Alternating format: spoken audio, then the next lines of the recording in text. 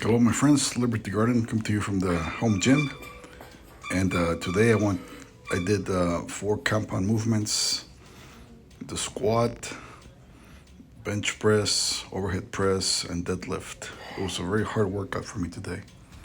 Anyway, here I'm doing the squat. I did 3 sets of 5 at 190 pounds. The first set was a little bit tough, and it always is. And then the second and third were decent. There you see, I'm starting to pancake a little bit there. And the second one was a little smoother. It's always the first one is where you get rid of all the aches and pains and all the cracks and pops and everything else.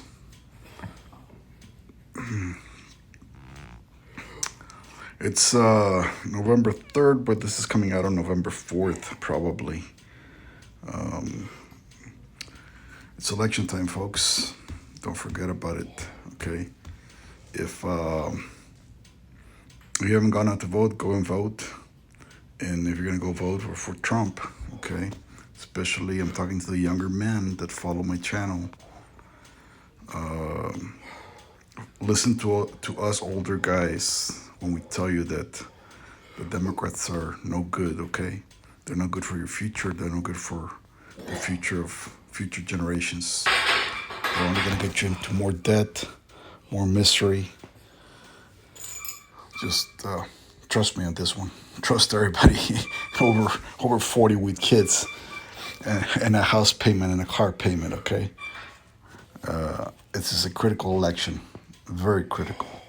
So don't take it for granted, and don't go voting for the left, because that's what they are. They're a bunch of leftists. I mean,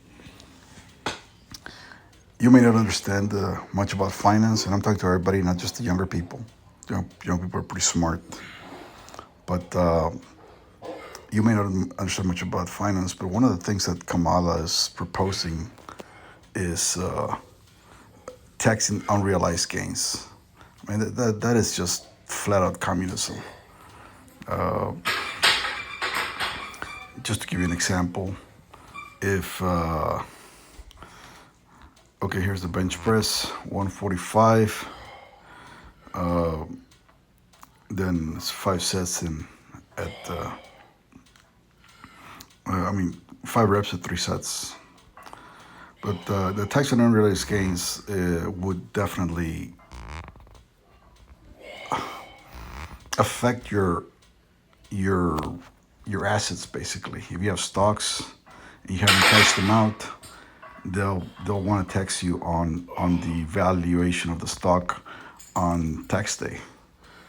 For example, you bought a stock at 10, and on tax day or at the end of the year, fiscal year, it's 15. They're going to want to tax you on that, even though you haven't sold it. And they say that this is only for people that make over $100 million, etc. And that's what kind of gets the masses tricked. But eventually that thing comes down to you as well. They're just trying to get the nose in the tent.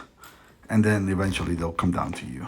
Just like at some point, they wanted to tax you your benefits, your medical benefits. And I think they do now, right? But it's that kind of thing, right? So you don't want to go for a woman like Kamala. You don't want to go for a Marxist, leftist candidate that's just running against. Their only running game is that they're not Trump, and that they're going to be giving out free checks. That's just not the way the world works. That's not the way the economy works. Trump has some pretty good ideas, including abolishing the income tax. I know it sounds like heresy, but man, we didn't have an income tax prior to the 13th Amendment, I believe. Okay, so think about that. I mean, think about a world without income tax in the United States. You already pay taxes for everything. You pay a sales tax. You pay, everything, right? So, and on top of that, you got to pay tax on your income. That's nonsense. So think about those things. Use your overhead press, 100 pounds, 5 reps, 3 sets.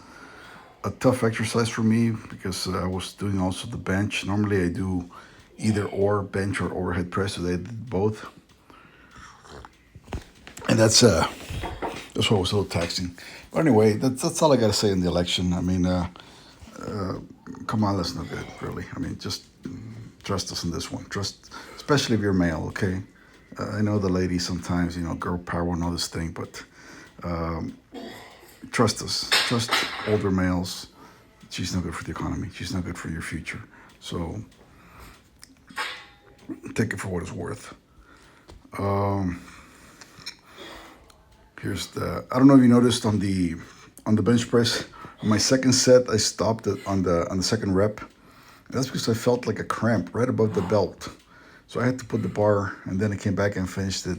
As soon as I loosened my belt a little bit, I came back and finished the next 3 reps. So I still counted it as a good set because I didn't rack the bar because I couldn't do it anymore. It's just that I got a cramp. I think I tightened my belt too much. This one is a little more taxing for me. It's just, especially when I do it with the bench press.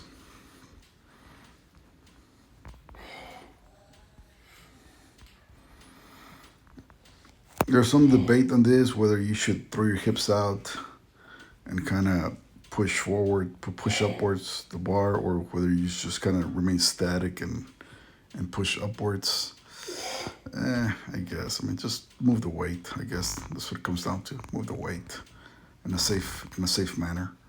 Eventually, any advantage either way goes away as the weight goes up.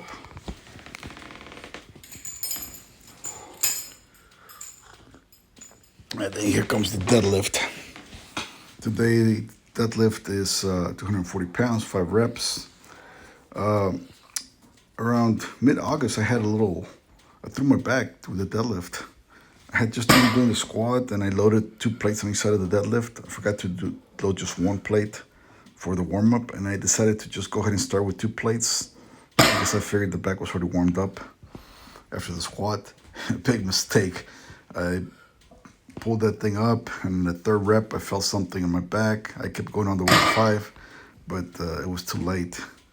So I spent the next 3 weeks crawling in and out of bed with back pain. The first 3 days after that, I spent sleeping on the lazy ropes. I couldn't even be in bed.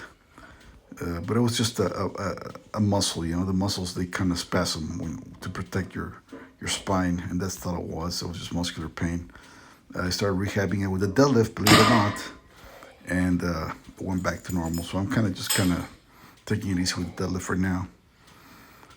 But anyway, folks, until next time, go vote and vote for Trump. See you later.